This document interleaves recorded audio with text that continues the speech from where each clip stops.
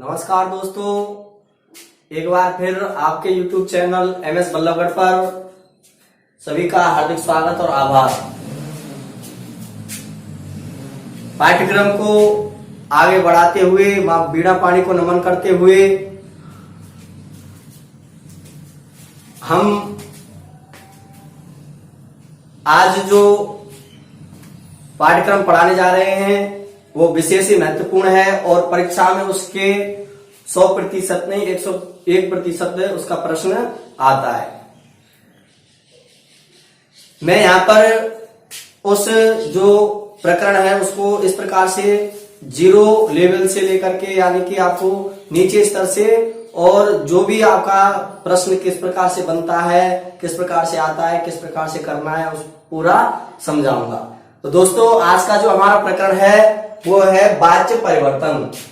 वाच्य परिवर्तन।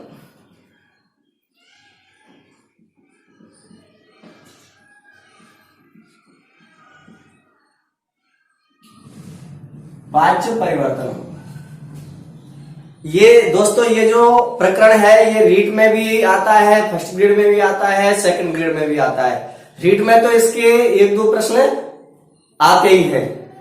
तो सबसे पहले इस प्रकरण को जानने के लिए, इसको समझने के लिए हमारे लिए 2 जो महत्वपूर्ण प्रकरण हैं उनको जानना बेहद जरूरी है। यदि उनका ज्ञान नहीं है तो हमारे जो वाच्य परिवर्तन है वो हमारे समझ में नहीं आएंगे।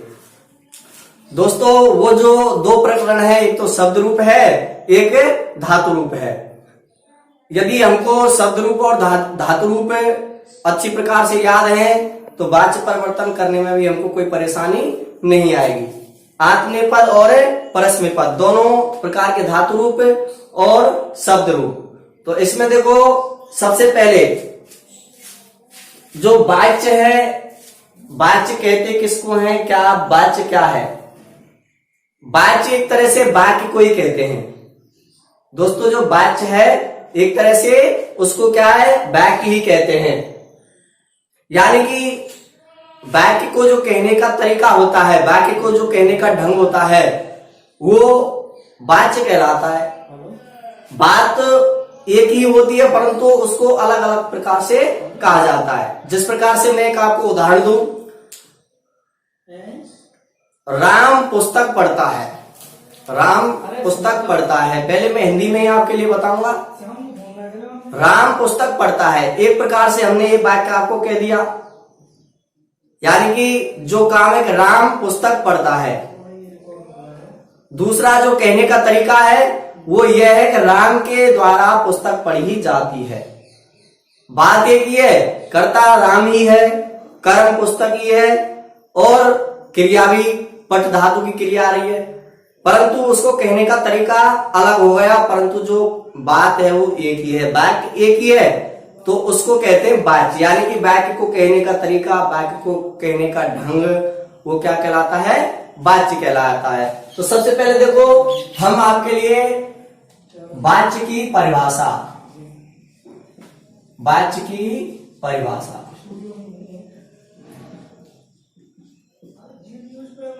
देखो। वाच्य की परिभाषा में मैंने अभी आपको बताया है कि वाक्य के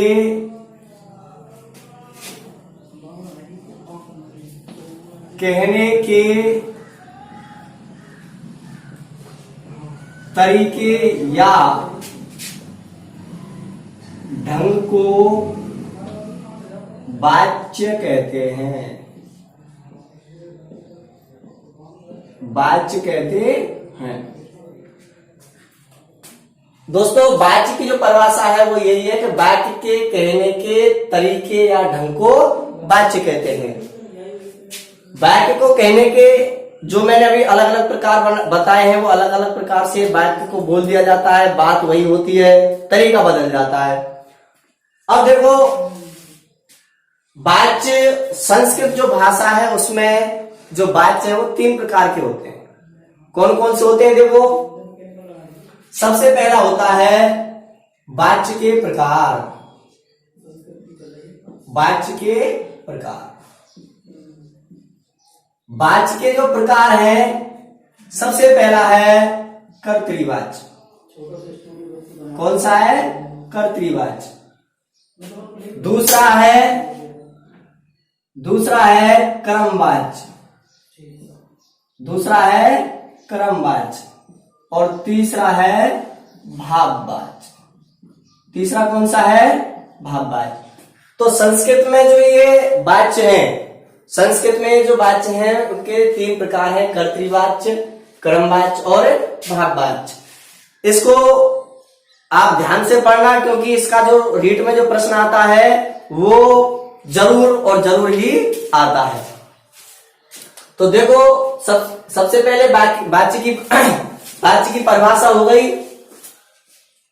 वाक्य के कहने के तरीके या ढंग को क्या कहते हैं? वाच्य कहते हैं। वाच्य के प्रकार कर्तृवाच्य, क्रमवाच्य और भाववाच्य।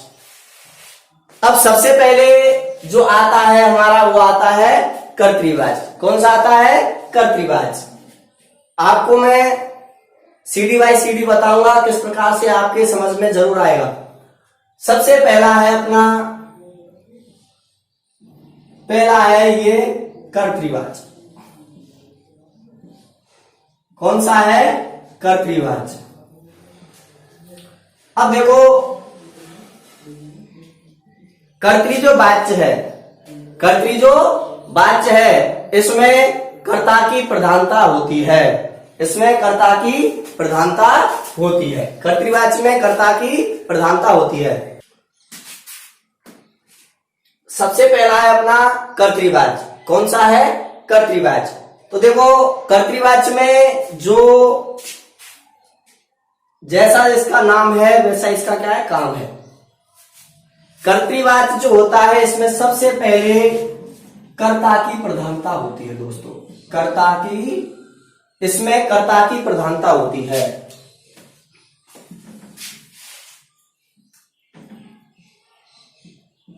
कर्तृवाच्य में कर्ता की सबसे पहले कर्ता की प्रधानता होती है।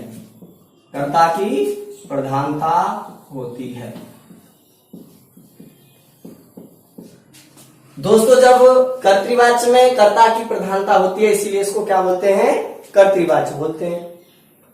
अब जो अगला जो नियम है वो ये है कि कर्तृवाच्य में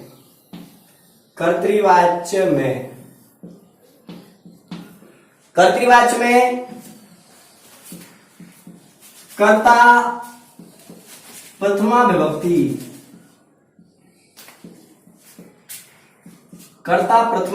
में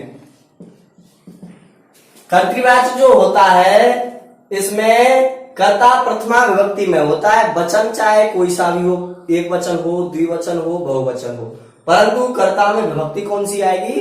प्रथमा। उसके बाद में कर्म द्वितीया विभक्ति में,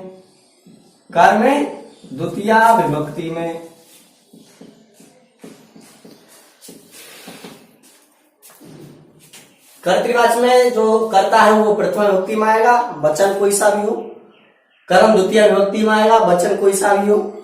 उसके बाद में क्रिया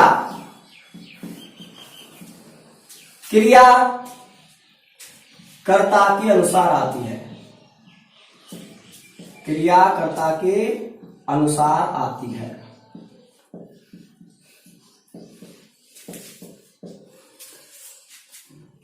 ये आपके लिए मैं एक जो 9वीं कक्षा और 10वीं कक्षा का जो लेवल होता है उसको लेकर के चल रहा हूं मैं। तो ये आप एक बार पुनः देख लो। कर्तृवाच्य में कर्ता की प्रधानता होती है और कर्तृवाच्य में कर्ता प्रथमा विभक्ति में होता है, कर्म द्वितीय विभक्ति में होता है और क्रिया किसके अनुसार आती है? कर्ता के अनुसार आती है। अब देखो, इसका मैं एक आपके लिए शॉर्ट रूप में बताऊं। कर्ता प्रथमा विभक्ति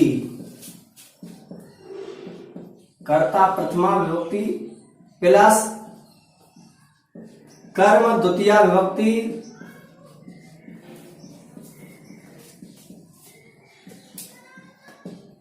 प्लस क्रिया कर्तानुसार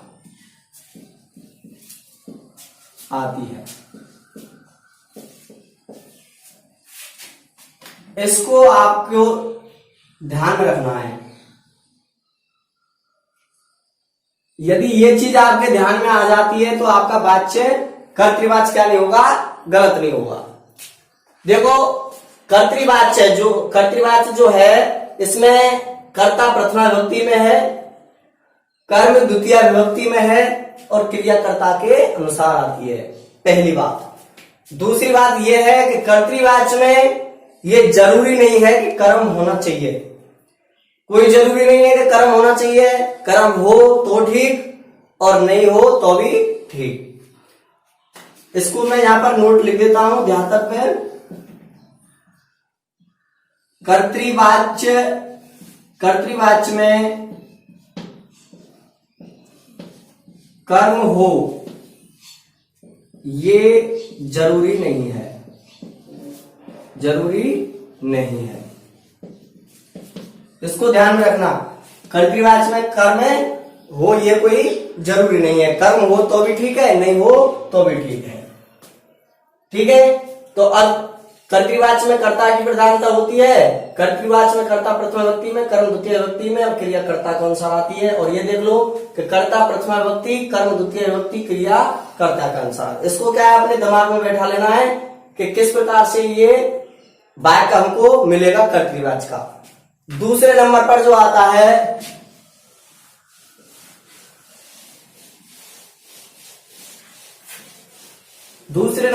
आता है वो होगा अपना कर्मवाच्य।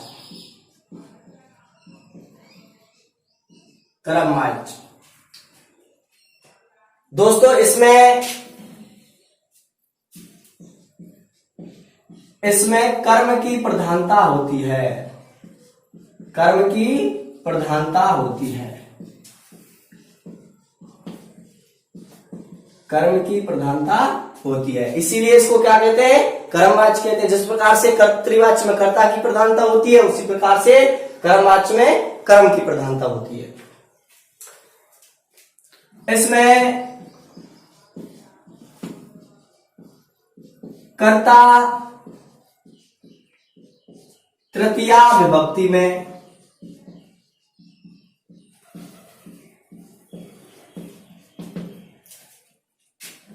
कर्म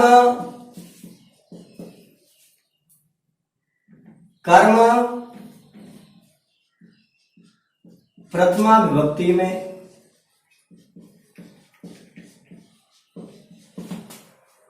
और क्रिया कर्म के अनुसार आती है।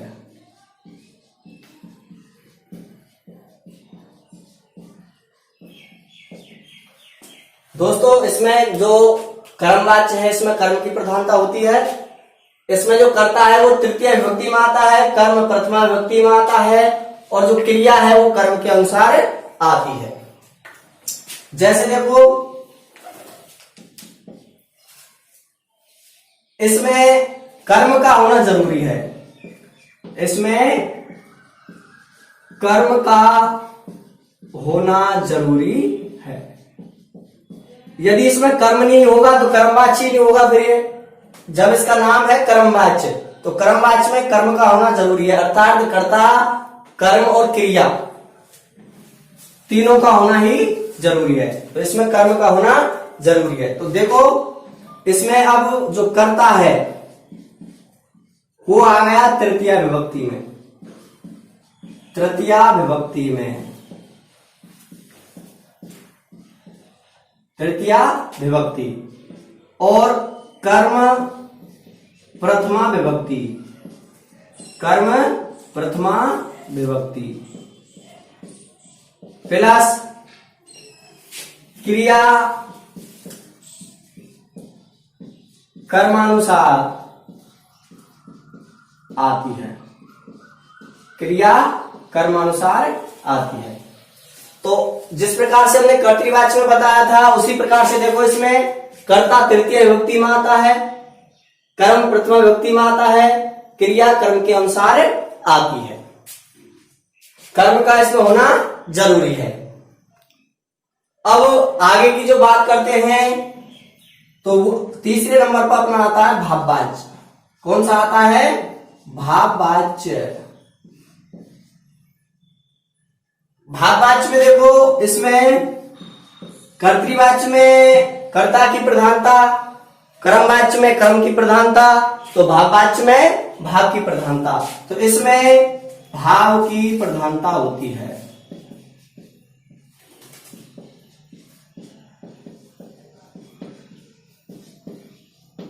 भाव की प्रधानता होती है। आगे देखो, जब इसमें जो कर्ता है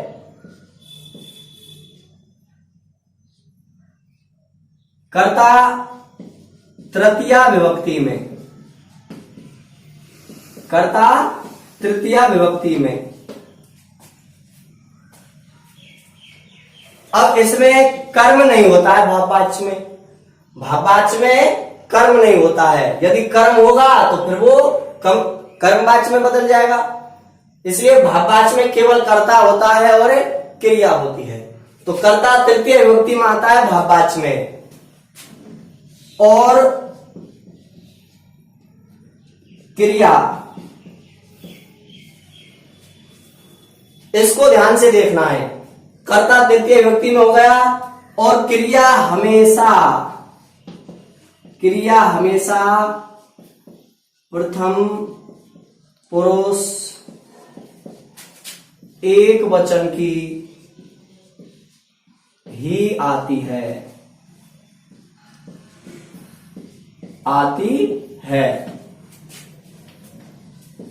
कर्ता चाहे कोई भी किसी भी वचन में हो,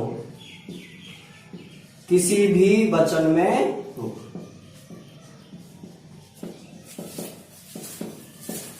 एक बार पुनः देखो, इसमें भाव की प्रधानता होती है। कर्ता तृतीय विभक्ति में, जब हम इसका जो वाक्य बनाएंगे तो कर्ता इसमें तृतीय विभक्ति में आएगा, और क्रिया हमेशा प्रथम पुरुष एक वचन की ही आती है। इसको ध्यान में रखना है। ये नहीं कि कर्ता जिस वचन में है क्रिया को भी उसी वचन में कर दिया। कर्ता चाहे किसी भी वचन में हो, क्रिया हमेशा प्रथम पुरुष एक वचन की ही आती है। यानी कि कर्ता तृतीय विभक्ति में, कर्ता तृतीय विभक्ति प्लस क्रिया प्रथम पुरुष एक वचन में ही आती है। इसको ध्यान में रखना है।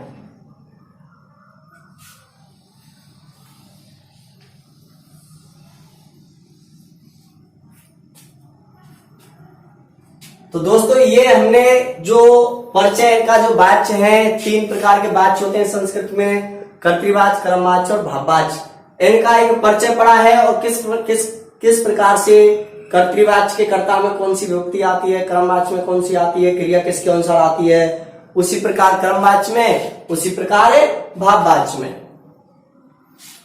आगे देखो दोस्तों,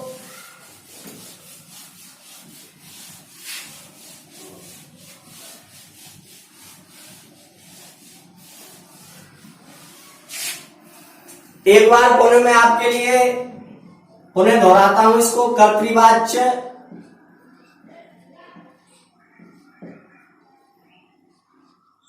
कर्मवाच्य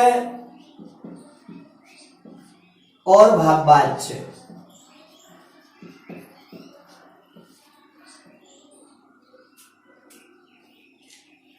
देखो, सबसे पहले जो कर्तृवाच्य है उसमें कर्ता प्रथमा विभक्ति,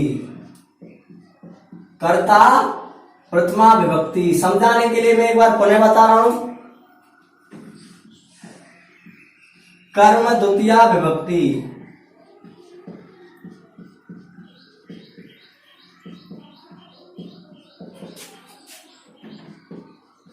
क्रिया कर्तानुसार।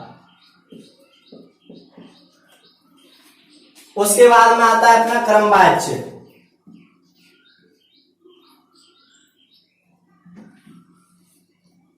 क्रमवाच्य में कर्ता तृतीया विभक्ति,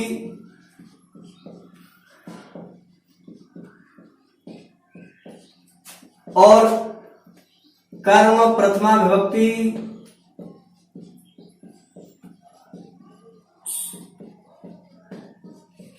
और क्रिया कर्मानुसार। तीसरा है भाववाच्य, कर्ता तृतीया विभक्ति,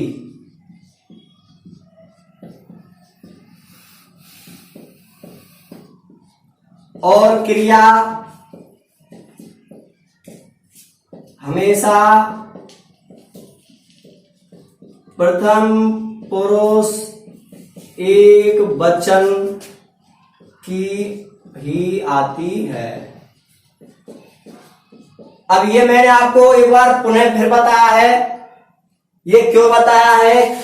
क्योंकि ये जो वाक्य में कर्ता, कर्म और क्रिया, कर्ता, कर्म और क्रिया, कर्ता और क्रिया, ये अलग प्रत्येक वाक्य में अलग अलग दिए हुए हैं। यदि ये अपने समझ में आ जाता है पूरी तरीका से, ये पूरी तरीका से अपनी समझ में आ जाता है, तो हमारा जो वाक्य का जो प्रश्न है वो बिल्कुल गलत नहीं होगा। इसको बिल्कुल अपने दिमाग में बैठा लेना है। किस वाक्य में कर्ता किस विभक्ति में, किस कर्म किस विभक्ति में आता है, क्रिया कैसे आती है, उसी प्रकार क्रम वाक्य में। ये चीज आपको जानना बहुत जरूरी है। एक बात और बताऊं मैं आपके लिए, कर्तृवाच्य है। कर्तृवाच्य में ये कर्म हो तो भी ठीक है, नहीं हो तो भी ठीक है। कर्ता और क्रिया दोनों चलेंगे इसमें, कर्म हो या ना हो कोई बात नहीं। कर्मवाच्य है, कर्मवाच्य में कर्ता भी जरूरी है, कर्म भी जरूरी है और क्रिया भी जरूरी है।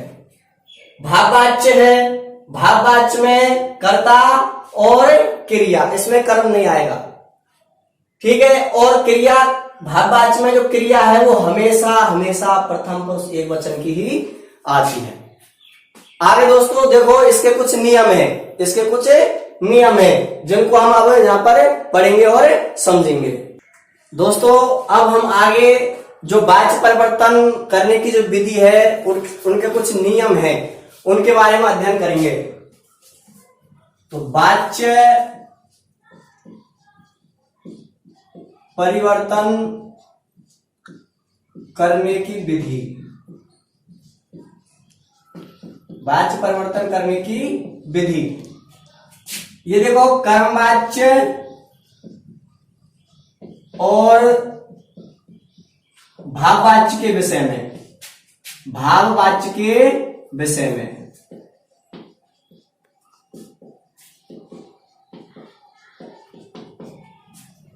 ये मैंने इसलिए लिखा है क्योंकि जो वाच्य जो परिवर्तन करना होता है हमको, वैसे तो कर्मवाच्य को कर्तृवाच्य में, कर्तृवाच्य को कर्मवाच्य में, कर्तृवाच्य को भाववाच्य में बदलते हैं, परंतु जो ज्यादातर जो नियमों का जो प्रयोग होता है वो इसमें ही होता है।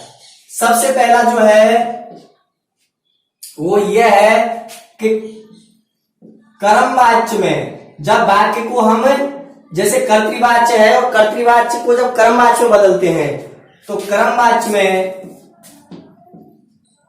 मूल धातु के बाद य लगाया जाता है, यह लगाया जाता है। देखो कर्तृवाच्य तो है ही, उसके बाद में कर्तृवाच्य को जब हम कर्मवाच्य में बदलेंगे तो कर्मवाच्य में जो मूल धातु होती है उसके मूल धातु के बाद में जो है यह लगाया जाता है। कैसे लगाया जाता है? देखो जैसे हमारी जो मूल धातु है वो है पठ। कौन सी धातु है? पठ। ये कर्तृवाच्य में आती है पठ, जैसे पठती, पठतः, पठंती, इस प्रकार से। परंतु जब हम इसको क्रमवाच में बदलेंगे, क्रमवाच में जब बदलेंगे तो इसको मूल धातु है उसके अंत में ये बन जाता है। क्या बन जाता है? ये पट, तो इसका हो गया पठ्य। ये कब होगा? जब हम क्रमवाच में बदलेंगे। जब कब बदलेंगे? क्रमवाच में। और जब मूल रूप बनेगा उसका तो बनेगा पठ्यते। क्या बनेगा? पठ्यते। उसी प्रकार से देखो, जैसे मान के चलो मूल धातु है हस, ये कर्तृवाच में आती है हस। यदि क्रमवाच में इसको बदलेंगे तो मूल धातु के बाद में ये लग जाएगा और जो मूल रूप बनेगा उसका बनेगा हस्यते। क्या बनेगा? हस्यते। इस प्रकार से पठ, पठ्य हो गया, पठ्यते, हस का हो गया हस्यते। इस प्रकार से जो मूल धातु है उसका क्या लगाते हैं हम? ये लगाते हैं। दूसरा जो नियम है, ये जो नियम है वो कर्तृवाच्य से क्रमवाच्य या भाववाच्य में बदलते समय ये नियम हमारे लगेंगे। ध्यान रखना, ये जो नियम है वो कर्तृवाच्य से क्रमवाच्य या भाववाच्य में बदलते समय ही लगेंगे। दूसरा जो नियम है वो ये है कि धातु के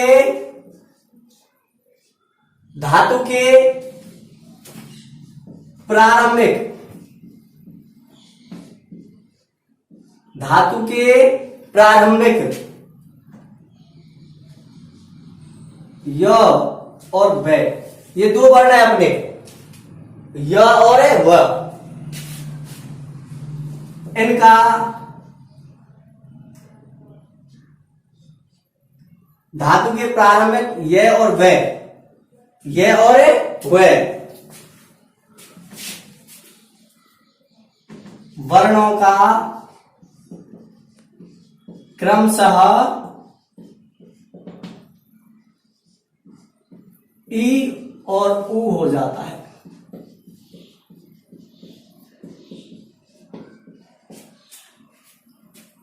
अब जो धातु है उसके प्रारंभ में यदि य और व ये वर्ण आ रहे हैं तो जब हम वाच्य परिवर्तन करते हैं तो ई क्रम से ये का तो ई होगा और वे का ओ होगा। जैसे देखो अपनी धातु है यज, कौन सी धातु है? यज।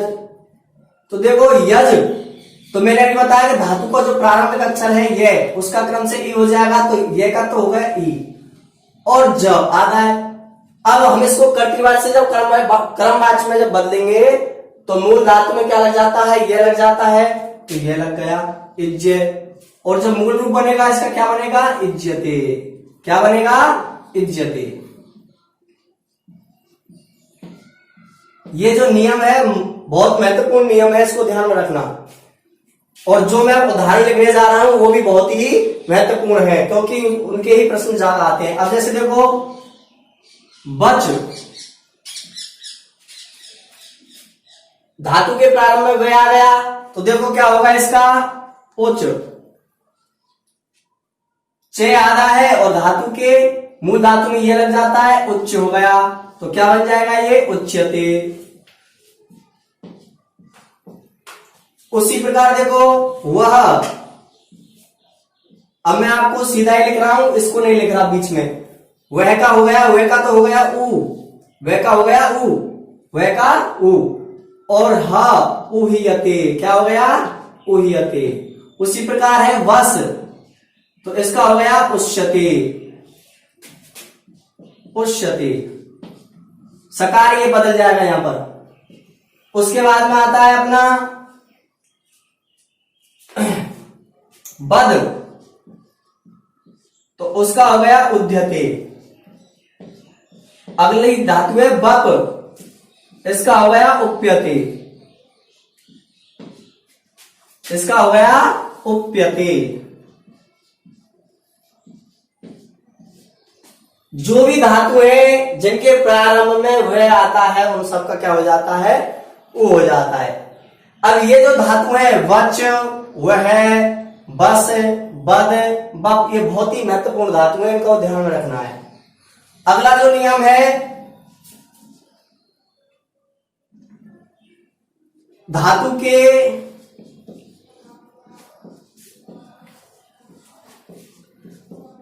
अंतिम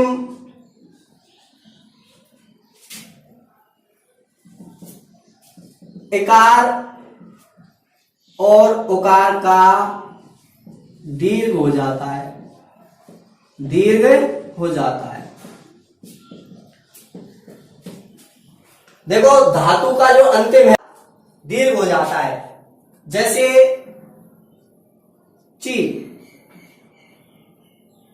अंत में ची यानी कि ह्रस्व इकार आ रहा है तो इसका दीर्घ हो जाएगा ची, और मूल धातु के अंत में क्या बने लग जाएगा ये, और क्या बन जाएगा चियते, क्या बन जाएगा चियते बन जाएगा। ठीक है, जैसे हु धातु अपनी हु, तो हु ह्रस्व उकार है तो इसमें दीर्घ हो जाएगा और क्या हो जाएगा हुयते, क्या हो जाएगा हुयते। उसके बाद में जैसे एक श्रु धातु है अपनी श्रु धातु, तो श्रु धातु में जैसे ह्रस्व उकार है तो इसका भी क्या हो जाएगा श्रूयते। तो दोस्तों इस प्रकार से यदि धातु के अंत में इकार और उकार आ रहा है तो उसका क्या हो जाएगा दीर्घ। कर्तृवाच्य में इकार या उकार आता है तो क्रमवाच्य या भाववाच्य के विषय में बदलते समय उसका क्या हो जाएगा दीर्घ हो जाएगा, क्या हो जाएगा उसका दीर्घ हो जाएगा।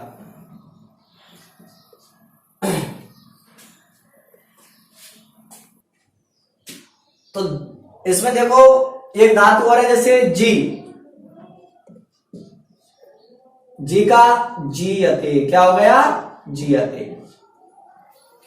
आगे अगला जो नियम है वो है कि धातु के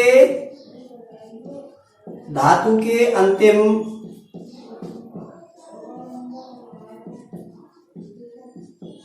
ऋकार का री हो जाता है, री हो जाता है।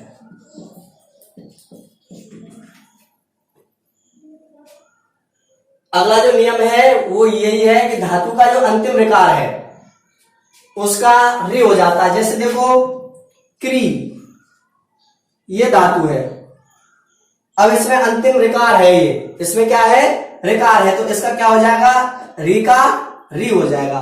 तो के और इसमें री और क्री, क्या हो गया ये क्री। उसके बाद में मूल धातु में यह लग जाता है और ये रूप बन गया क्रियते, क्या बन गया क्रियते। उसके बाद में देखो दूसरा है अपना मृ, तो क्या बन गया इसका म्रियते, क्या बन गया म्रियते। उसी प्रकार हिरी धातु है तो ह्रियते। इस प्रकार से यदि धातु के जो अंत में ऋकारांत जो धातु ऋकारांत जो आता है उसका क्या हो जाता है री। अब इसमें कुछ अपवाद है, क्या है अपवाद।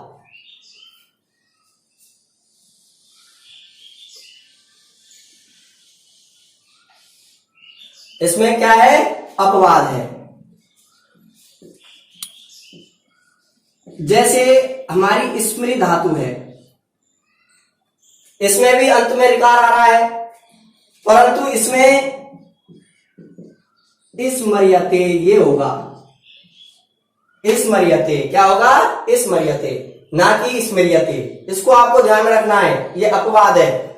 दूसरी धातु अपनी जागरी,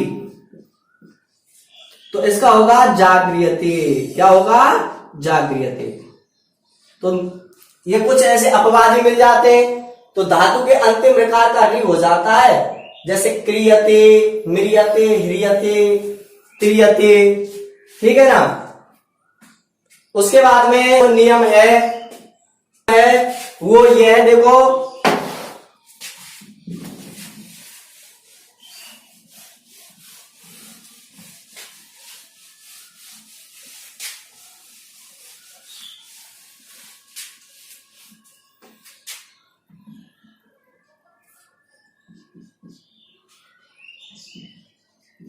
धातु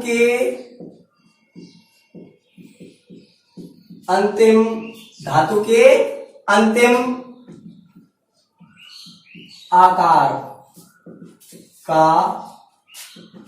इकार हो जाता है,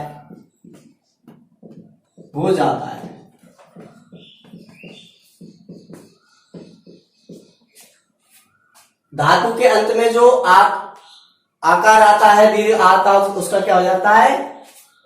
इकार हो जाता है। जैसे देखो दा, अपनी धातु है दा, कौन सी धातु है? दा धातु है।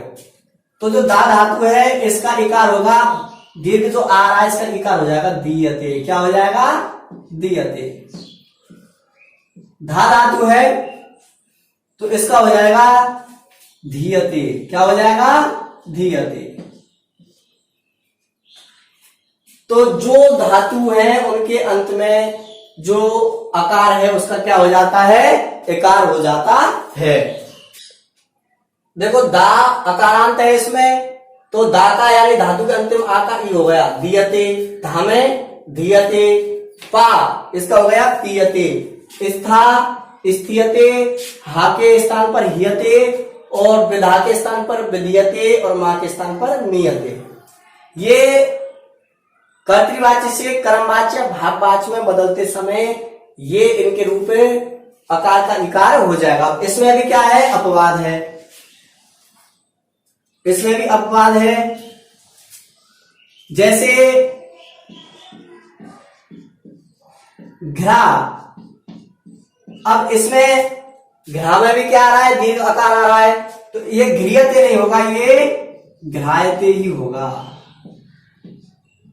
दूसरा है ज्ञा, इसमें जो ज्ञा, इसमें भी आकार आ रहा है, तो ये हो जाएगा ज्ञायते। क्या हो जाएगा? ज्ञायते। तो इस प्रकार से ये जो अपना नियम है उसमें अपवाद भी है। घ्रा का घ्रायते हो गया और ज्ञा का ज्ञायते हो गया। अगला जो अपना जो नियम है, अगला जो नियम है उसमें देखो, जैसे प्रारंभ के अनुस्वार या अनुस्वार से बने पंचम वर्ण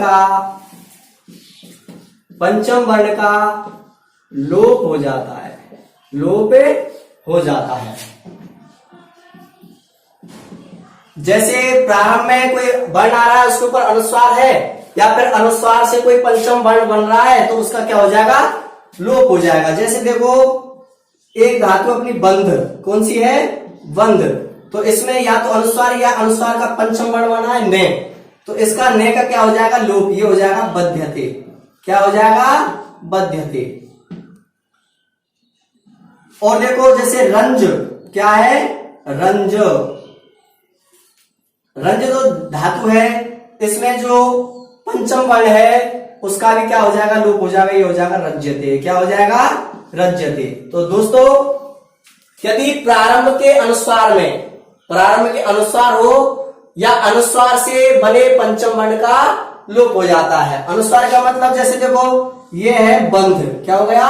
बंध, वन प्लस के ध, और सवर्ण संधि में अनुस्वार का न हो गया, तो ये हो गया बंध। तो ये जो न है इसका क्या हो जाएगा? लोप हो जाएगा। अगला जो नियम है वो ये है प्रक्ष धातु या ग्रह धातु। प्रक्ष धातु या ग्रह धातु के जो र है, र का री हो जाता है, र का री हो जाता है। जैसे प्रक्ष, तो इसका हो गया पृक्ष्यते। क्या हो गया? पृक्ष्यते। ग्रह, तो इसका हो गया गृह्यते। क्या हो गया? गृह्यते। तो देखो प्रक्ष या ग्रह जो धातु है इसका जो ग्रह है उसका क्या हो जाता है? री हो जाता है। प्रक्ष का हो गया पृक्ष्यते, ग्रह का गृह्यते। तो दोस्तों ये जो हमने आपके लिए जो नियम बताए हैं ये आपको बहुत ही अच्छे तरीके से पढ़ने हैं, याद करने हैं और देखने हैं। ये जो नियम है कर्तृवाच्य से भाववाच्य या कर्मवाच्य में बदलने के कारण आते हैं। ये आगे प्रकरण को आगे बढ़ाते हुए इसके जो और तरीके हैं उसके बारे में जानते हैं। दोस्तों, जब वाच्य परिवर्तन को हम जब पढ़ते हैं, वाच्य परिवर्तन करते हैं, तो अपने दोनों प्रकार के धातु काम में आते हैं। दोनों प्रकार के धातु काम में आते हैं, धातु रूप यानी कि परस्मय पद वाले और आत्मनेय पद वाले। तो देखो, इनको भी क्या है, इनके भी अलग अलग वाच्य में अलग अलग प्रकार से धातु रूप चलते हैं। तो सबसे पहले हम यहां पर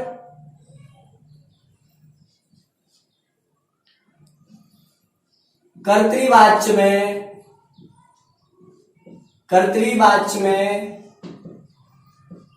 धातु रूप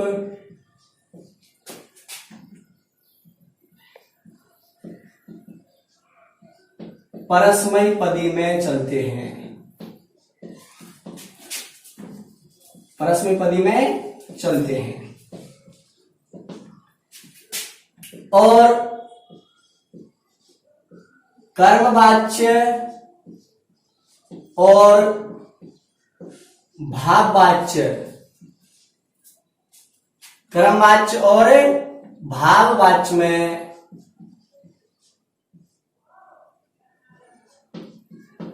धातु रूप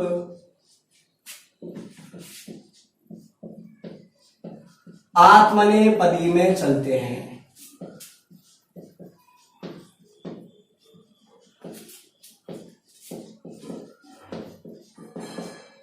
आत्मनेय पदी में चलते हैं, यानी कर्तृवाच्य का जब वाक्य होगा तो उसमें जो धातु रूप है वो परस्मय पदी में आएगा, और जो कर्मवाच्य और भाववाच्य में है तो उसमें धातु रूप किस में आएगा, आत्मनेय पदी में। देखो, सबसे पहले हम इधर लिखते हैं कर्तृवाच्य, कर्तृवाच्य परस्मय पदी।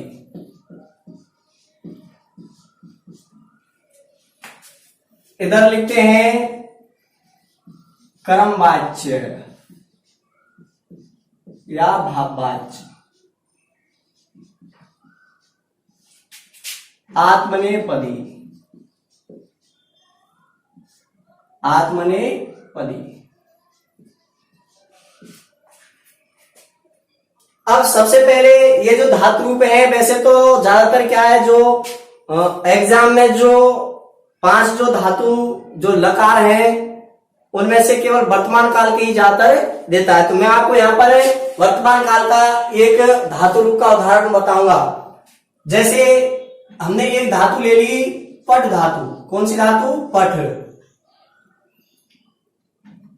और ये ले ली हमने लट लकार की, लट लकार।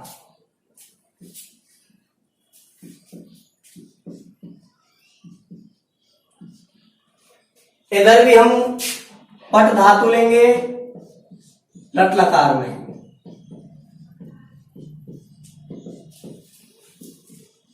पट माने पढ़ना, पट माने क्या है, पढ़ना है। अब देखो, उसी प्रकार से जिस प्रकार से हम लिखते हैं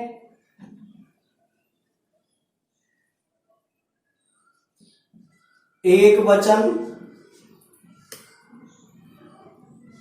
द्विवचन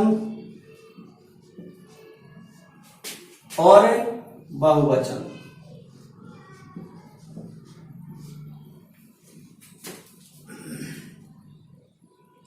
इधर देखो पुरुष,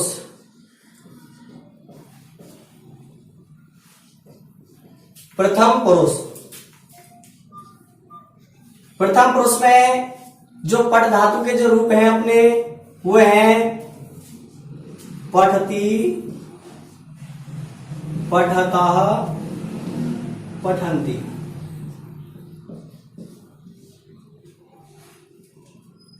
दूसरा है मध्यम पुरुष, कौन सा है, मध्यम पुरुष, पठसि, पठथ, पठथ। तीसरा है उत्तम पुरुष। कौन सा है? उत्तम पुरुष। पठामी, पठावे, पठामे। अब ये जो धातु रूप मैंने लिखे हैं, ये जो धातु रूप हैं ये क्रिया में आएंगे। किस में आएंगे? क्रिया में। क्रिया आप जानते हो, क्रिया अंत में आती है। क्रिया के लिए जो सर्वनाम शब्द है, जैसे मान के चलो यहां पर लिख देता हूं मैं से, तौ और ते। त्वम, युवाम और यूयम। अहम, आवाम और वयम। इसके बाद में अब हम देखेंगे कर्मवाच्य या भाववाच्य के अनुसार जो बनते हैं। ये जो कर्तृवाच्य है इसमें उसी प्रकार से चलेंगे, कोई बदलाव नहीं होगा। पठती, पठतः, पठन्ति, पठसी, पठतः, पठत, पठामी, पठावे, पठाव। इसके साथ ही मैंने ये लिख दिए हैं से, पठती, से, तौ, ते, त्वम, युवाम, यूयम, अहम, आवाम, वयम। अब देखो उसी प्रकार से यहां पर भी एक वचन, द्विवचन और बहुवचन।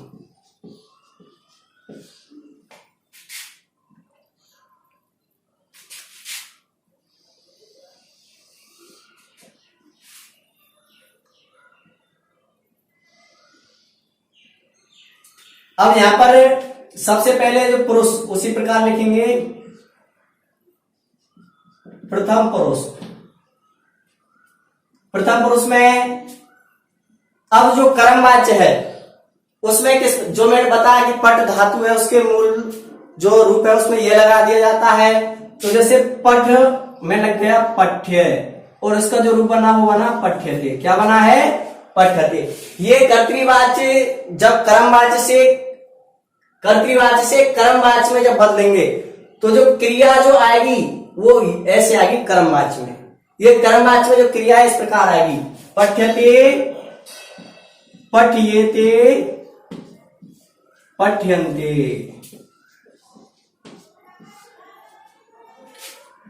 मध्यम पुरुष में देखो पठ्यसे, पठ्येथे,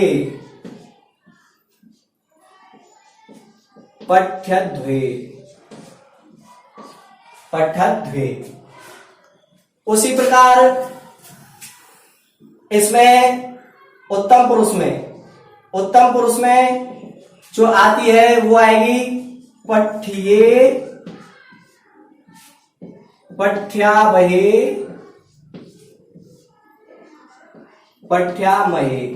यानी कि ये जो पट धातु है हमने इसके जो रूप है वो पद में चलते हैं, परंतु वाच्य परिवर्तन करने के लिए हमने इसको किस में बदल दिया है? आत्मनेपदी में। ये पट धातु परस्मैपदी है, इसको हमने वाच्य परिवर्तन करने के लिए किस में बदल दिया है? आत्मनेपदी में। अब जैसे ये पट धातु है, जैसे एक आत्मनेपदी धातु बताऊं मैं आपके लिए, सेव है। सेव धातु ये स्वयं अपने आप में ही आत्मनेपदी है, फिर भी इसका जो मूल शब्द है, जो मूल रूप है उसमें ये लगेगा। ये नहीं कि इसमें जो परस्मैपदी धातु है उनमें ही यह लगेगा। आत्मनेपदी धातु जो है उनमें भी क्या लगेगा? यह लगेगा। जैसे सेव धातु है तो सेव में हो गया सेव्य और ये बन गया सेव्यते। क्या बन गया? सेव्यते। लव धातु है तो लभ्य, क्या बना है ये? लभ्य और ये बन गया लभ्यते। इस प्रकार से ये जो मूल शब्द है, मूल धातु है, इसमें यह तो लगेगा ही, चाहे वो धातु परस्मैपदी की हो चाहे आत्मनेपदी की हो। ठीक है। उसके बाद में अब हम फिर यहां पर लिखते हैं से, तौ, ते, त्वम, युवाम यूयम अहम आवाम वयम। अब देखो सबसे पहले तो हमने ये जो पढ़ा है पढ़ती पढ़ते पठंती, ये तो क्रिया की बात हो गई। इसके सामने जो मैंने लिखा है से तौ ते त्वम युवाम यूयम अहम आवाम वयम, इनको समझो। अब ये जो यदि कर्तृवाचक है तो ये से तौ ते ये आएंगे आपके लिए कर्ता में। किसमें आएंगे? कर्ता में। और जब यदि कर्मवाच्य में से तौ ते त्वम युवाम यूयम अहम आवाम वयम, यही यदि आते हैं, कोई रूप चेंज नहीं होगा, कोई यदि रूप नहीं बदलता है, ये प्रत्यक्ष रूप में होंगे तो ये आते हैं से तौ ते त्वम युवाम यूयम, तो ये कर्म में आएंगे ना कि कर्ता में। ये तो आएंगे कर्ता में, कर्तृवाचक में आएंगे, ये कर्ता में। क्लियर लिख रहा है, कर्तृवाच्य ये कर्ता में आएंगे और कर्मवाच्य ये यहां पर कर्म में आएंगे। ठीक है ना? एक बार फिर समझ लो कि जब कर्तृवाच्य में लिख रहा है तो ये अपने आप कर्ता में हो जाएगा, और यदि ये कर्मवाच्य में आ रहा है वाक्य में तो ये अपने आप कर्म में ही होगा। मैं आगे बताऊंगा किस प्रकार से इनका क्या होगा, प्रयोग होगा। से अब मैंने आपके लिए जो कर्तृवाच्य में जो धातु रूप चलते हैं वो परस्मैपदी में चलते हैं, और जो कर्मवाच्य और भाववाच्य में जो धातु रूप आते हैं वो आत्मनेपद में आते हैं। चाहे धातु परस्मैपदी की हो तो उसको हम आत्मनेपद में बदल देते हैं। अब जो कुछ महत्वपूर्ण जो बातें हैं, कुछ महत्वपूर्ण जो तथ्य हैं, वो ज्यादातर हमसे क्या है, लिंग जो संबंधी जो महत्वपूर्ण तथ्य हैं वो हमसे गलत हो जाते हैं। कई भाई बहनों को ये जानकारी नहीं होती है कि कौन सा शब्द किस लिंग में प्रयोग में लिया जाता है, और जो कर्म होता है उसमें क्या है वो बदलना पड़ता है। तो कई भाई बहन क्या है उसको पुल्लिंग में होता है, नपुंसक लिंग में उसको पुल्लिंग में बदल देते हैं, और पुल्लिंग वाले को नपुंसक लिंग में बदल देते हैं। तो लिंग जो संबंधी जो महत्वपूर्ण तथ्य है, हमको ये मैं आपके सामने कुछ जो महत्वपूर्ण जो परीक्षा उपयोगी जो तथ्य हैं, कौन कौन से शब्द पुल्लिंग में आते हैं, कौन कौन से नपुंसक लिंग में आते हैं, मैं आपको यहाँ पर लिख रहा हूं।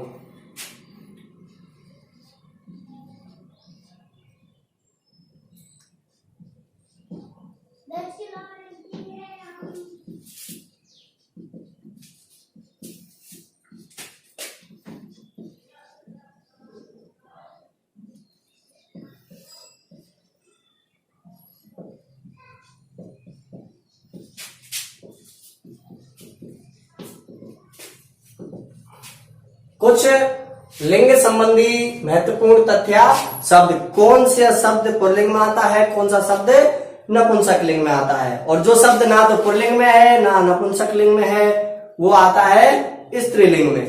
तो देखो सबसे पहले हम बात करते हैं पुल्लिंग शब्द की। तो देखो पुल्लिंग में सबसे पहले हम लेते हैं विद्यालय। विद्यालय, ये चीज आपको जानना बहुत जरूरी है, ये कोई छोटी चीज नहीं है कि हाँ इसको कर लेंगे। यदि यही चीज हमको पता नहीं होगा तो अपना जो प्रश्न है वो क्या हो जाएगा, गलत हो जाएगा। तो देखो विद्यालय, ग्राम,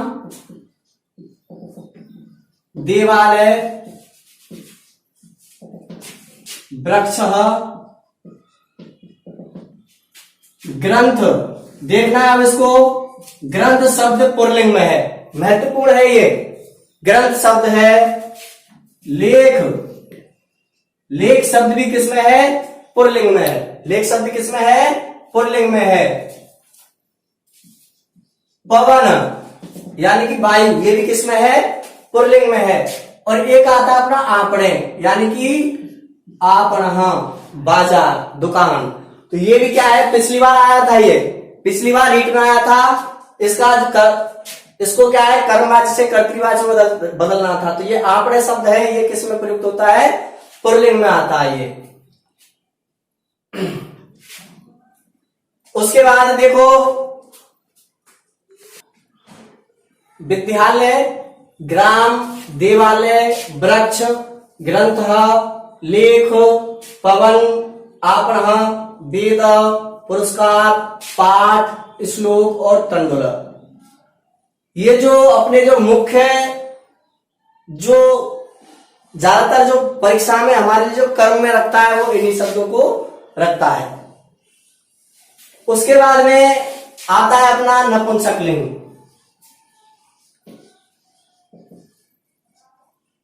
नपुंसक लिंग, नपुंसक लिंग में देखो महत्वपूर्ण सबसे पहले पत्रम, पुष्पम, पत्र यानी पत्ता, पत्र यानी वृक्ष का पत्ता, और पत्र माने लिखने वाला भी पत्र। दोनों पत्र तो कौन सी लिंग में है? ये नपुंसक लिंग में, ध्यान रखना इसको। जबकि लेख, लेख कौन सी लिंग में है? पुल्लिंग में। और पत्र जो है, चाहे वो वृक्ष वाला पत्र हो चाहे लिखने वाला पत्र हो, वो दोनों नपुंसक लिंग में है। और लेख कौन सी लिंग में है? पुल्लिंग में। दुग्धम, जलम, भवनम, भोजनम,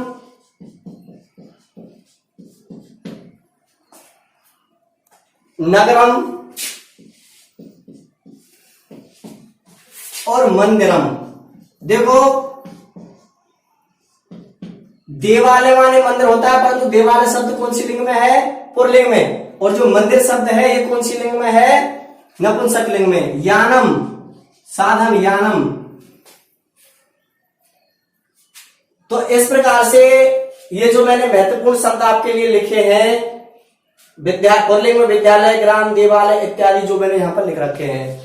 और नपुंसक लिंग में पत्र, ये जो महत्वपूर्ण है, पत्र, पुष्प, दुग्ध, जल, भवन, भोजन, नगर, मंदिर और यान। ठीक है, ऐसे तो बहुत सारे शब्द हैं, परंतु जो परीक्षा उपयोगी जो शब्द है मैंने आपके लिए यहां पर लिखे हैं। स्त्रीलिंग में आप पहचान जाओगे कि जो शब्द ना पुल्लिंग में है ना नपुंसक लिंग में किसमें आता है? स्त्रीलिंग में आता है, उसको लिखने की जरूरत नहीं है। ठीक है ना। तो अब जो वाच्य परिवर्तन कैसे करते हैं उनको हम यहां पर सीखेंगे और करेंगे।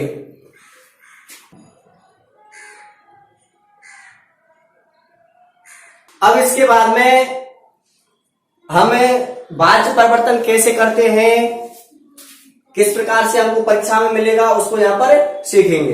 तो सबसे पहले देखो जो अपना नियम है, मैं आपके लिए एक बार पुनः, यह है कर्तृवाच्य, कर्तृवाच्य, और यह है क्रमवाच्य। कर्तृवाच्य और क्रमवाच्य।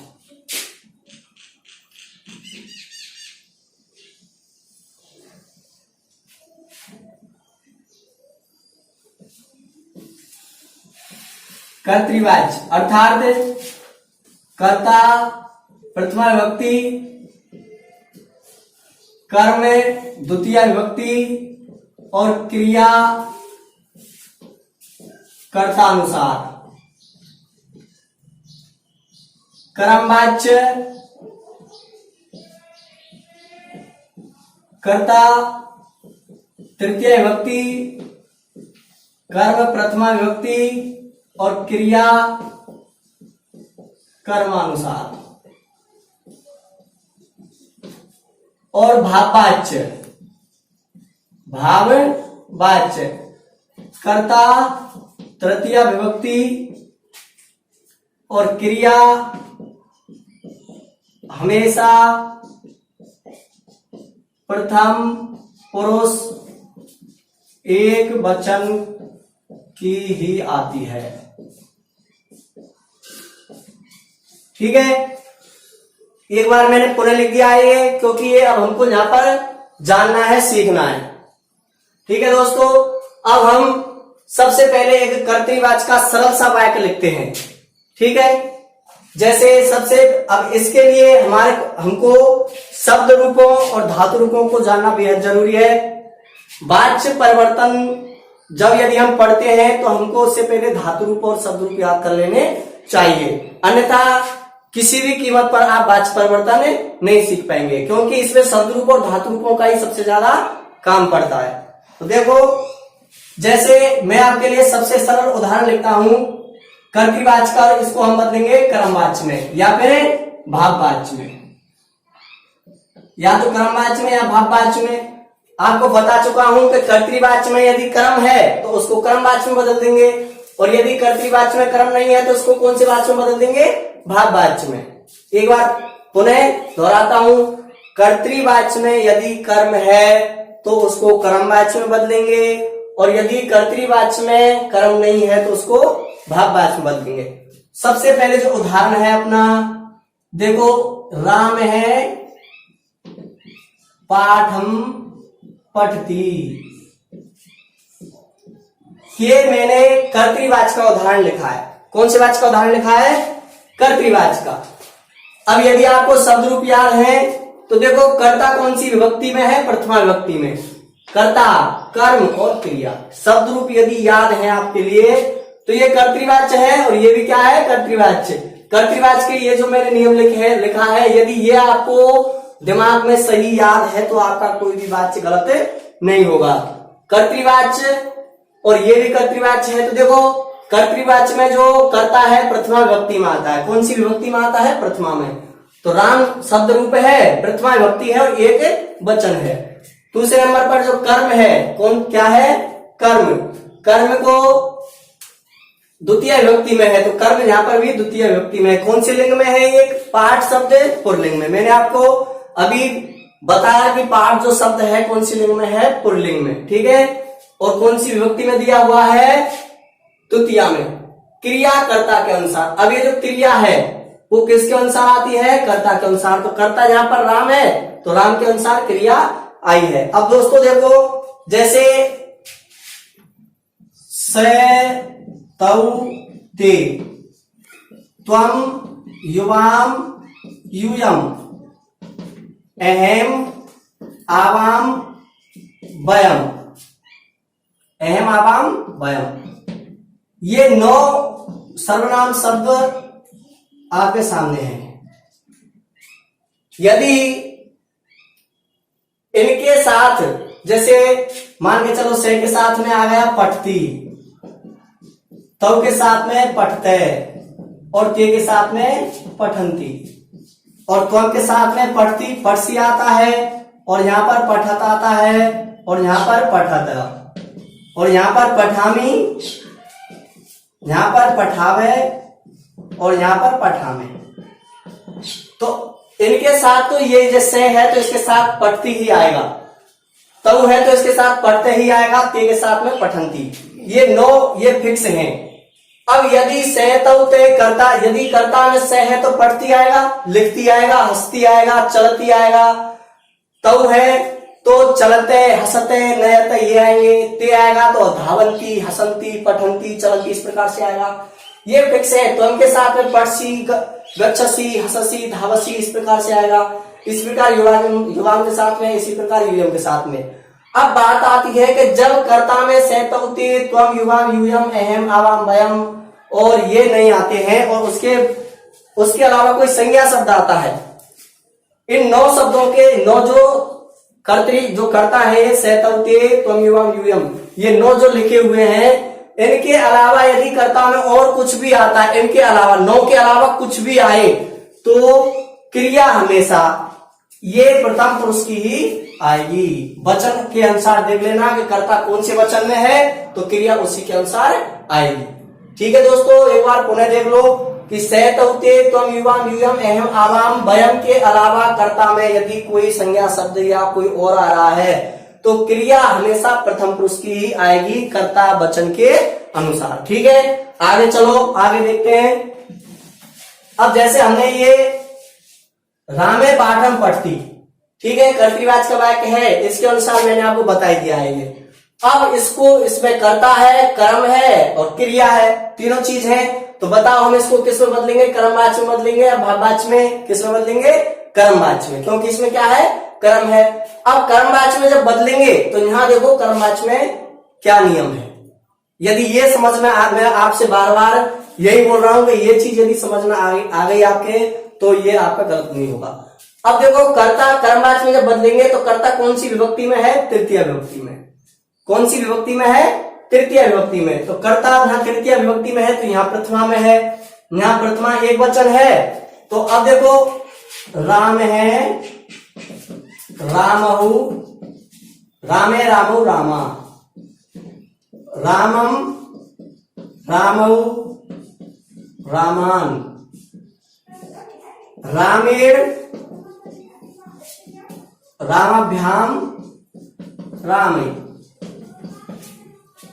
1 2 3। दोस्तों एक चीज और बताऊं, ये जो कर्तृवाच्य, ये जो वाच्य है, वाच्य परिवर्तन है, इनमें केवल प्रथमा विभक्ति, द्वितीय विभक्ति और तृतीय विभक्ति तक ही काम पड़ता है। यदि आप पर जो शब्द रूप है, वैसे तो सभी याद करने हैं क्योंकि शब्द रूप और धातु रूप अपने रीड के कोर्स में है। वाच्य परिवर्तन के लिए पहली, दूसरी और तृतीय, पहली, द्वितीय और तृतीय तीनों विभक्ति ही क्या है, काम आएंगी, और कोई विभक्ति काम में नहीं आएगी। अब देखो ये तो हो गई कर्तृवाच्य वाली, राम है, ये आ गया राम है। अब इसको हम कर्मवाच्य में बदलेंगे तो कर्मवाच्य में कर्ता कौन सी विभक्ति में है, तृतीया में। तो देखो ये तृतीय विभक्ति है, यहां पर ये एक वचन है, यहां पर भी एक वचन है, तो राम प्रथमा है। अब इसको तृतीया में बदलेंगे राम को, तो एक वचन है तो एक वचन में ही बदलेंगे। जो यहाँ वचन है उसी वचन को यहाँ पर बदलेंगे। यहाँ पर जैसे यहाँ राम एक वचन में है तो एक वचन में ही बदलेंगे। अब ये विभक्ति है प्रथमा और कर्मवाच्य में आती है तृतीया, तो प्रथमा ये है और तृतीया ये रही, रामेण। क्या हो गई, रामेण। कर्ता अपना हो गया। अब बात आती है कर्म की। किसकी आती है, कर्म की। तो कर्म में देखो दोस्तों, को कर्म कौन सी विभक्ति में आता है, प्रथमा विभक्ति में। कर्मवाच्य में कर्म कौन सी विभक्ति में आता है, प्रथमा विभक्ति में। अब देखो यहाँ पाठम है, क्या है, पाठम। तो देखो पाठ है, ये पुल्लिंग में है, पाठ है, पाठौ पाठहा, पाठम पाठौ पाठान, पाठेन पाठभ्याम पाठे। तो देखो अब यहां पर ये द्वितीय विभक्ति में है कर्म, ये जो है कर्तृवाच्य में जो कर्म है द्वितीय विभक्ति में है। अब हम इसको कर्मवाच्य में बदल रहे हैं। किस में बदल रहे हैं, कर्मवाच्य में। तो कर्मवाच्य में जब बदलेंगे हम तो कर्म प्रथमा विभक्ति में आ जाएगा। तो देखो अब ये यहां पर कर्म है द्वितीय विभक्ति में, ये इस प्रकार से द्वितीय विभक्ति में। अब यहां पर हम इसको प्रथमा विभक्ति में बदलेंगे। कौन सी में, प्रथमा में। तो ये द्वितीय का एक वचन है तो इसको प्रथमा का एक वचन में बदल देंगे, तो ये हो गया पाठ है। क्या हो गया, ये पाठ है। ठीक है।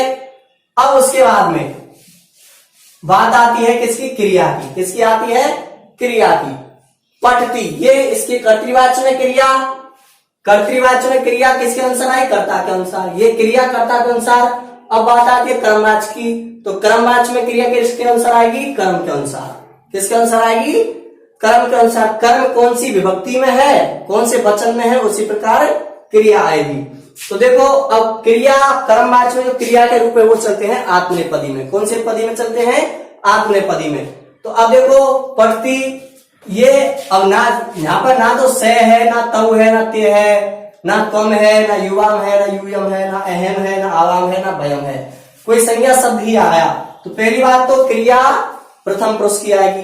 प्रथम पुरुष की आएगी तो देखो प्रथम पुरुष में क्या थी, पठ्यते, पठ्येते, पठ्यन्ते, पठ्यन्ते। तो अब देखो ये एक वचन में है, ये एक वचन में है तो क्रिया भी कौन से वचन में आएगी, एक वचन में। तो क्या हो गया, ये पठ्यन्ते। क्या हो गया, सॉरी, पठ्यते। इस प्रकार से। ठीक है। अगला और देखते हैं, समझते हैं। जैसे बालक है, बालक है, चित्रम पश्यति, बालक है, चित्रम पश्यति। कर्तृवाच्य है, देख लो, कर्ता प्रथमा विभक्ति में है, कर्म द्वितीय विभक्ति में है और क्रिया किसके अनुसार आ रही है, कर्ता के अनुसार आ रही है।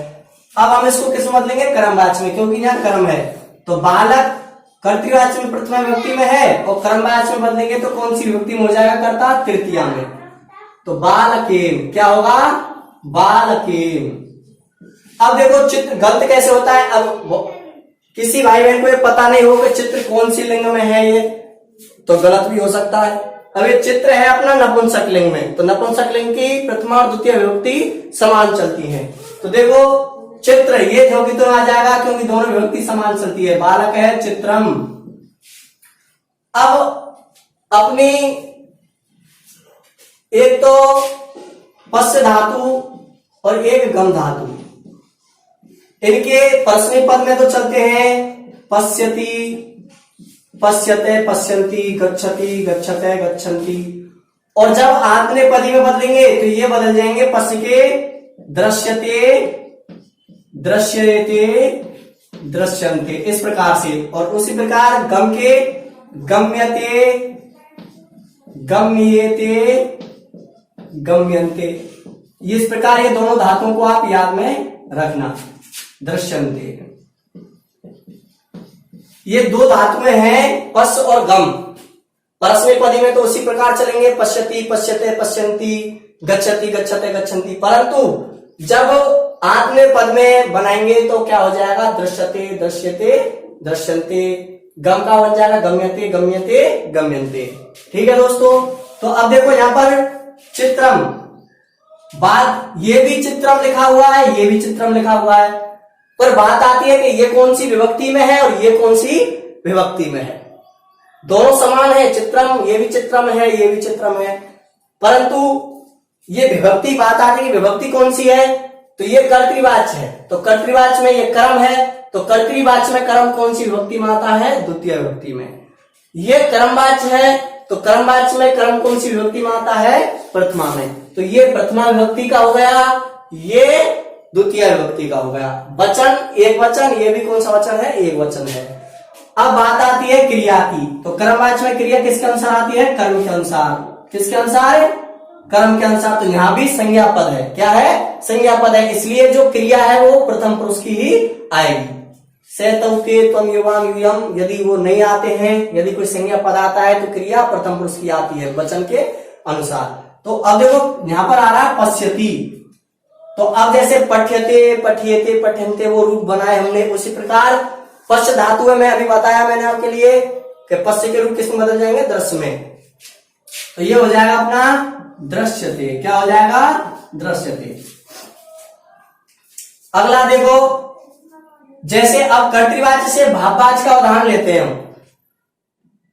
राम है बसती, राम है बसती,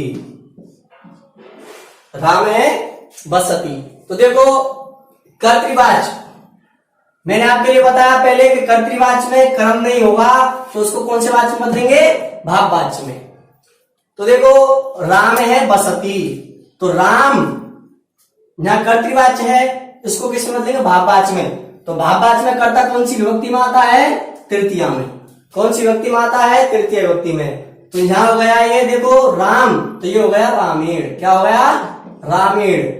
अब देखो यह आता है बसती, क्या आ गया, बसती। मैंने आपको जब नियम पढ़ाए थे तो उसमें बताया था कि धातु के प्रारंभ में यदि वे और ये आता है तो उ और ई हो जाता है। क्या हो जाता है, उ और ई।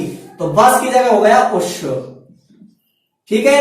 और क्रिया हमेशा प्रथम पुरुष एक वचन की ही आती है, उष्यते। क्या बन जाएगा, उष्यते। इसको ध्यान रखना, क्रिया हमेशा प्रथम पुरुष एक वचन की ही आती है, चाहे वचन किसी भी कर्ता किसी भी वचन में हो। जैसे देखो बालकः, बालकः हसन्ति, बालका हसन्ति।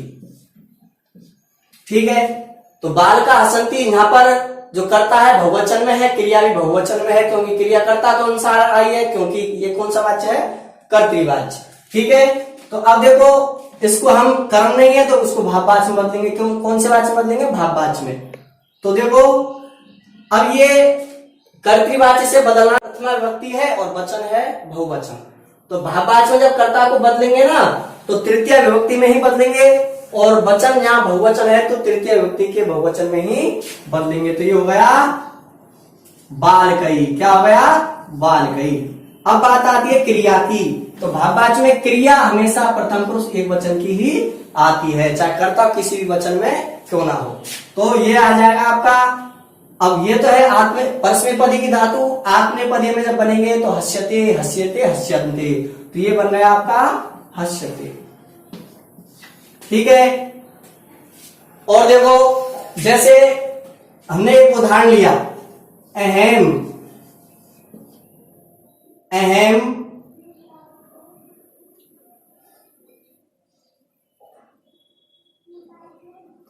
दोस्तों इस प्रकार से देखो एक चीज और इसमें आती है कि जैसे वाक्य में कर्ता, कर्म और क्रिया, इसके अलावा और भी शब्द आ जाते हैं वाक्य में, जैसे अव्यय शब्द वो भी आ जाता है। तो आपको एक चीज ध्यान में रखनी है, केवल वाक्य में आपको कर्ता, क्रिया और कर्म ही बदलना है। यदि और कोई आता है तो वो योगी तो नहीं आएगा। जैसे मान के चलो आपका मैं एक उदाहरण लिखता हूं यहां पर, राम है अद्य विद्यालयम गच्छति, राम है अद्य विद्यालयम गच्छति, कि राम आज विद्यालय को जाता है।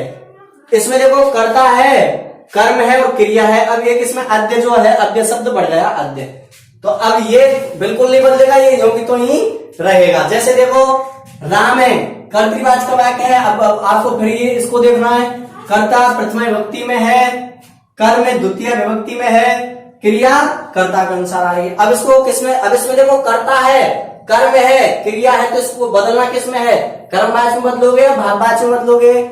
जब इसमें कर्म है तो किसमें बदलेंगे, कर्मवाचक में। ठीक है।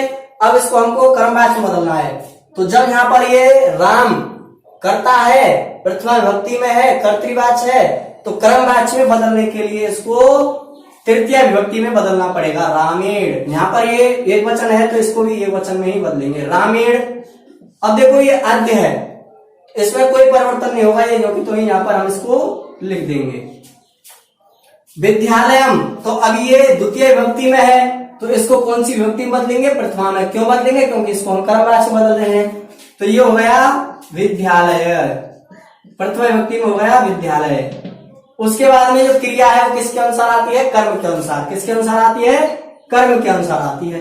तो कर्म के अनुसार आती है तो देखो ये से तौ ते त्वम युवाम यूयम अहम आवाम वयम, कोई भी नहीं है, संज्ञा पद है, तो जो क्रिया बदलेगी वो प्रथम पुरुष में ही बदलेगी। यहाँ एक वचन है तो क्रिया में किसकी आएगी, एक वचन की। तो गच्छति है कर्तृवाचक में है, आप परस्मैपदी में है। अब जब हम इसको कर्मवाचक में बदलेंगे तो क्रिया कर्म के अनुसार आएगी और आत्मनेपद में आएगी, तो क्या बन जाएगा, ये गम्यते। क्या बन जाएगा, गम्यते। ठीक है।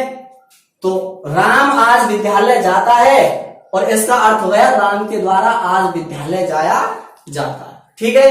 अगला जो उदाहरण है देखो, अहम त्वाम पश्यामि, अहम त्वाम पश्यामि। ठीक है। अहम त्वाम पश्यामि, ये भी कर्तृवाचक का ही वाक्य है। कौन से वाचक का वाक्य है, कर्तृवाचक का। तो अब अहम अस्मत् शब्द का रूप है ये, तो इसको अहम आवाम वयम, माम आवाम अस्मान, मया आवाभ्याम अस्माभि, मया आवाभ्याम अस्माभि। तो देखो अहम कर्तृवाचक है, कर्ता प्रथमा विभक्ति में है, कर्ता है, कर्म है और क्रिया है। ठीक है। अब ये कर्म में आ गया यहाँ पर, ये किस, मैं तुमको देखता हूं, देखने का कर्म हो रहा है किसको, तुमको देखने का, तो ये कर्म आ गया यहाँ पर। अब इसको हम बदलेंगे कर्मवाच्य में। ठीक है। तो अहम प्रथमा विभक्ति का एक वचन है तो इसको तृतीय विभक्ति के एक वचन में बदल देंगे, मया। क्या हो जाएगा, मया। अब बात आती है त्वाम, ये कर्म है। त्वाम युष्मत् शब्द का शब्द रूप है ये, त्वाम युवाम यूयम, त्वाम युवाम युष्मा, त्वम अहम आवाम वयम, माम आवाम अस्मान। उसी प्रकार से त्वम युवाम यूयम, त्वाम युवाम युष्मान। ठीक है। त्वया युवाभ्याम युष्माभि। तो उसी प्रकार से अब ये यहाँ पर कौन सी कर्तृवाचक है तो कौन सी विभक्ति में है, द्वितीया में। अब इसको बदलना है प्रथमा में, तो क्या हो जाएगा, त्वम।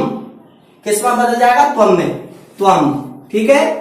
अब देखो, अब इसमें यहां पर ये बदल दिया। अब बात आती है क्रिया की, किसकी, क्रिया की। ये कर्मवाच्य है तो कर्मवाच्य में जो क्रिया है वो किसके अनुसार आती है? कर्म के अनुसार। तो ये कर्म है, तो कर्म के जब अनुसार आ रही है, तो मैंने आपको पहली बार जो शब्द रूप लिखे थे आत्मनेपदी के और परस्मैपदी के, उसमें सहतौते, त्वम युवाम यूयम अहम आवाम वयम ये भी लिखे थे। उधर आत्मनेपदी में भी लिखे थे सहतौते त्वम युवाम यूयम अहम आवाम वयम, और उसमें फिर मैंने लिखे थे पठ्यते पठ्यते पठ्यन्ते। तो अब देखो ये जो त्वम आ रहा है, त्वम आत्मनेपदी में जैसे पठ्यते पठ्येते पठ्यन्ते, और पठ्यसे पठ्येथे पठ्यध्वे पठ्यध्वे, और पठ्ये पठ्यावहे पठ्यामहे। ठीक है, तो ये जब मैंने आपके लिए लिखे थे, ठीक है ना, तो अब उसमें आपको मैंने लिखे थे कि ये आत्मनेपदी में चलते हैं। किस में चलते हैं? आत्मनेपदी में। तो से तौ ती त्वम युवाम यूयम और अहम आवाम वयम। तो जब मैंने लिखे थे तो आपको बताया था कि यदि आत्मनेपद में ये आएंगे तो ये कर्म में आएंगे। किस में आएंगे? ये कर्म में। से तौ ते त्वम युवाम यूयम अहम आवाम वयम, ये किस में आएंगे? कर्म में। तो देखो ये आ गया कर्म में, ठीक है ना। अब से तो मैंने आपको बताया था कि जब से तौ ते त्वम युवाम यूयम अहम आवाम वयम आ जाता है तो उसी के अनुसार जब क्रिया आती है। और यदि से तौ ते में से नहीं आ रहा है, संज्ञा पद आ रहा है, तो क्रिया प्रथम पुरुष की आएगी। किसकी आएगी? प्रथम पुरुष की। अब तो देखो त्वम, तो यहां पर त्वम लिख रहा है ये, तो त्वम क्या लिख रहा है? पठ्य से। क्या लिख रहा है? पठ्य से। और यहाँ पर धातु अपनी पश्य धातु कौन सी है? तो उसी के अनुसार हम बना देंगे। पश्य धातु को आत्मनेपद में बनाते समय रूप दृश्य में बदल जाता है, मैंने आपको पहले बता चुका हूं। तो देखो अब ये त्वम है, तो यहां पर आ रहा है पठ्य से, तो त्वम के स्थान पे पठ्य से की जगह बदल जाएगा दृश्य से। क्या बदल जाएगा? दृश्य से। तो इस प्रकार से हमको ये वाच्य परिवर्तन करने हैं। अब देखो ये जो उदाहरण है, कई उदाहरण हैं। ये सबसे पहले तो इन उदाहरणों को करने के लिए अभ्यास जरूरी है। जितना हम अभ्यास करेंगे उतने ही हमारी समझ में आएगा, ठीक है ना। तो सबसे पहले तो ये जो मैंने बनाया है ये आपके दिमाग में आना जरूरी है, शब्द रूप और धातु रूप, ठीक है ना। उसके बाद में देखो चाहे तो वाच्य परिवर्तन, जैसे मैंने कर्तृवाच्य से कर्मवाच्य में बदला है। भाववाच्य में जैसे देखो से गच्छति, से गच्छति, तो अब इसमें कर्म नहीं है, कर्म नहीं है तो इसको भाव में बदल देंगे। तो से के स्थान पर हो जाएगा तेन, और गम धातु है तो क्या हो जाएगा? गम्यते। क्या हो जाएगा? गम्यते। तो दोस्तों इस प्रकार से ये जो वाच्य परिवर्तन है अपने जो परीक्षा है उसमें 1 या 2 प्रश्न जरूर आते हैं, ठीक है। ये उदाहरण है और ये जो चीज मैंने आपके सामने जो रखी है आपको समझ में आएगी जरूर, मैं ऐसी आशा करता हूं। और यदि ये वीडियो आपको अच्छी लगे तो इसको लाइक और शेयर करना और इसको अपना चैनल। तो दोस्तों ये जो वाच्य परिवर्तन के जो उदाहरण हैं आपके लिए और ज्यादा समझने के लिए नीचे वीडियो की डिस्क्रिप्शन में मिल जाएंगे। दोस्तों अगली जो हमारी जो वीडियो आएगी वो भी इसी तरह बेहद रुचिकर और परीक्षा उपयोगी जो प्रश्न जो आते हैं, ऐसी वीडियो जो अगला जो टॉपिक है हमारा प्रश्न निर्माण का, उसमें भी 1-2 प्रश्न हमारे क्या है उसमें रीट की जो परीक्षा में आते हैं। तो दोस्तों अगली जो हमारी वीडियो आएगी प्रश्न निर्माण की आएगी। तो यदि ये वीडियो आपको अच्छी लगी हो तो अपने दोस्तों को, मित्रों को जरूर बताएं। और यदि आपको ये कोई चीज समझ में नहीं आए तो कमेंट में आप अपना कमेंट दे सकते हैं, ठीक है दोस्तों। नमस्कार।